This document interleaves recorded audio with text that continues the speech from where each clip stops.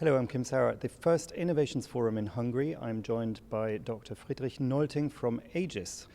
Dr. Nolting, you were presenting here at the first Innovations Forum. It was all about the paperless factory and the solutions. Can you give us an overview and the key points that you made here at the presentation? Yeah, thank you, Kim. It was more or less a copy of that presentation which I did in Böblingen recently this year.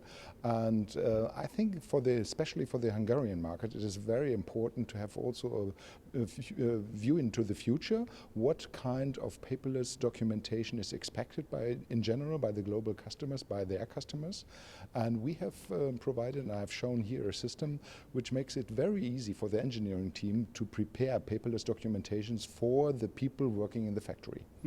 Because the paperless solution is relevant to any manufacturing site throughout the world. The Hungarian market, the Eastern European market is very strong on automotive, it's very strong on EMS services. Do you see that, other than there being these similarities globally, are there any specific ones that you would address for this market here?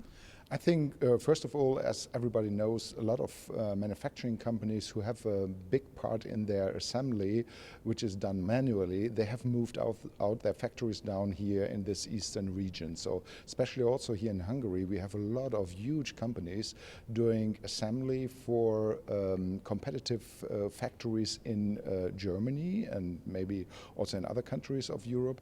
And all these companies have special needs in this paperless documentation systems, because they will, I think for the next 10 years, they will for sure work further on with their people, with their hand assembly. And it is, as you said, it is just not only focused on the electronics market, it's for all discrete manufacturing. They need paperless documentation, paperless instructions, work instructions for their people.